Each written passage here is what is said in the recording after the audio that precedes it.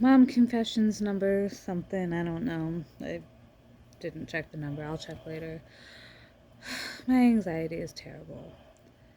Like, I get crazy, irrational anxiety sometimes. And sometimes when I make these videos, I'm like laughing at myself while I'm doing it, and it's humorous to me. This one's not humorous at all. It's almost midnight right now. I'm laying in bed with this lamp on, and I'm like thinking about all these ridiculous scenarios in my head. Like, oh, what if my husband and children all die in a car crash and I'm left completely alone, or whatever, like I imagine all these ridiculous things, and all these scenarios play out in my head to the point where I like am in literal tears, like I'm actually crying, like I'm grieving the death of someone who hasn't died at all, and the likelihood of them dying anytime soon is very low. But that's what my anxiety is. uh, when I had my first child, I was a teacher. And when he was a baby, I went to work one day. My husband and him were still asleep. And later at work, I texted and said, hey, how's it going? And no response.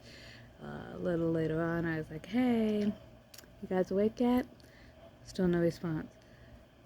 This is where my anxiety went crazy, because my husband is such a deep sleeper. I was like, oh my goodness, he's not gonna wake up and hear the baby, and the baby's just gonna be screaming and crying, and he won't hear it.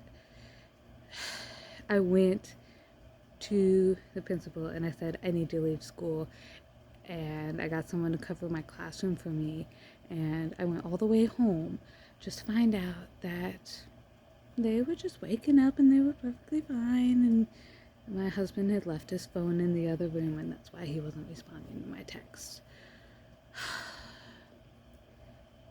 But I have medicine to help me with my anxiety, and sometimes I talk to a counselor, and I just want other moms to know that you're not alone, and it's okay if you have anxiety, because it just happens to people. Some people get anxiety. It's okay. You'll be all right. I don't know. Good night. I love you all. Try not to freak out about things.